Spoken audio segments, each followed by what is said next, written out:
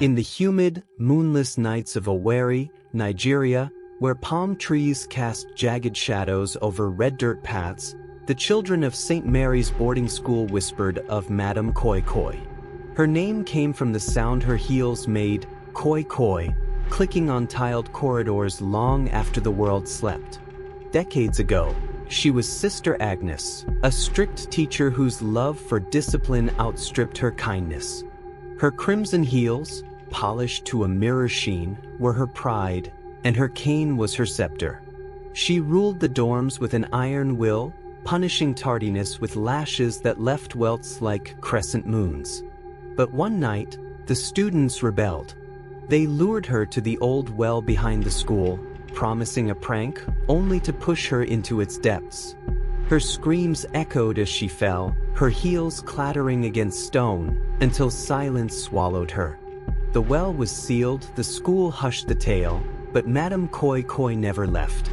Years later, in 1985, Chidera, a new student, arrived at St. Mary's. She was 16, with wide eyes and a habit of sneaking books under her blanket. The dorm was a squat, peeling building, its walls stained with damp, its windows rattling in the harmattan wind. At night, the girls huddled in their bunks, sharing stories of Madame Koi Koi. "She comes for those who break rules," said Amaka, the oldest girl, her voice low. "Her heels click closer, and if you look, her face is no face, just eyes like burning coals." Chidera laughed, dismissing it as childish nonsense.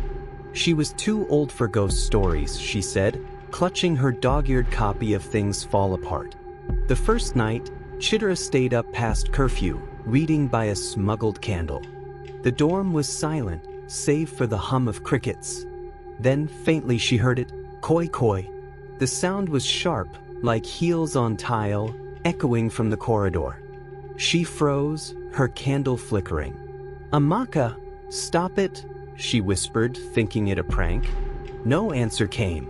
The clicks grew louder, deliberate, pausing outside the dorm door. Chidera's heart thudded as the door creaked open, revealing nothing but darkness. She blew out the candle, diving under her blanket, but the sound didn't stop. Koi koi. It circled her bunk, slow and predatory, as if savoring her fear. She squeezed her eyes shut, praying, until the sound faded at dawn. The next night, Chidera obeyed curfew, but curiosity gnawed at her. She'd heard the well was hidden in the school's overgrown backyard, marked by a cracked stone slab. After classes, she slipped behind the chapel, pushing through tangled vines. The slab was there, moss-covered, etched with faded initials. As she traced them, a cold wind stirred, carrying a faint koi koi. She ran back, heart pounding, vowing to avoid the well. But Madame Koi Koi wasn't done. That night, as Chidera lay awake, the clicks returned, louder, faster. A shadow loomed at the dorm's window, tall and thin, with heels glinting red in the moonlight. "Who's there?" Chidera whispered, her voice trembling. The shadow tilted its head, and though she couldn't see a face, she felt eyes boring into her soul. Days passed, and Chidera grew pale, her sleep haunted by the sound. The other girls noticed, whispering she'd been marked.